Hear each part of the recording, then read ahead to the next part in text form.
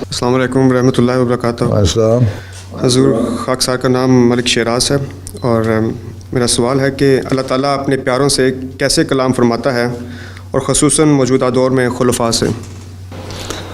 بات یہ ہے کہ اللہ تعالیٰ کے مختلف طریقے ہیں باتیں کرنے کے۔ حضرت مسیح علیہ السلام نے اس کو بڑے اچھی طرح بیان فرمایا ہوا ہے۔ اب حقیقت الوحی پڑھیں، اس میں شروع میں ہی پتہ لگ جائے گا کس طرح ہے۔ بعض دفعہ بعض خوابوں کے ذریعے سے بتا دیتا ہے بعض باتیں، بعض دفعہ کشفی نظاروں کے ذریعے سے دکھا دیتا ہے یہ کرنا چاہیے۔ بعض دفعہ دل میں خیال پیدا ہوتا ہے اور وہ ایک چیز سامنے کھڑی ہو کے آ جاتی ہے دل میں۔ بعض لوگوں کو بعض دفعہ الہاماً بھی اللہ تعالیٰ بتا دیتا ہے بعض باتیں۔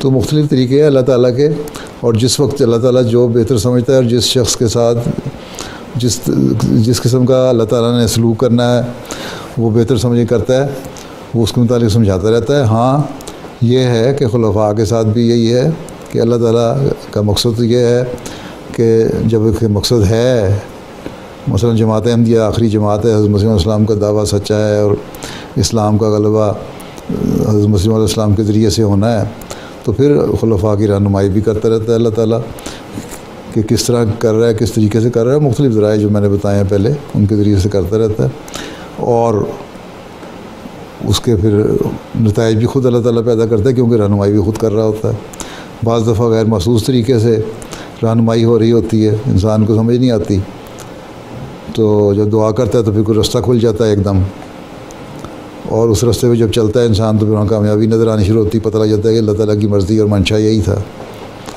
تو اس طرح مختلف طریقے ہیں۔ ٹھیک ہے، جزاک اللہ حضور۔ السلام علیکم۔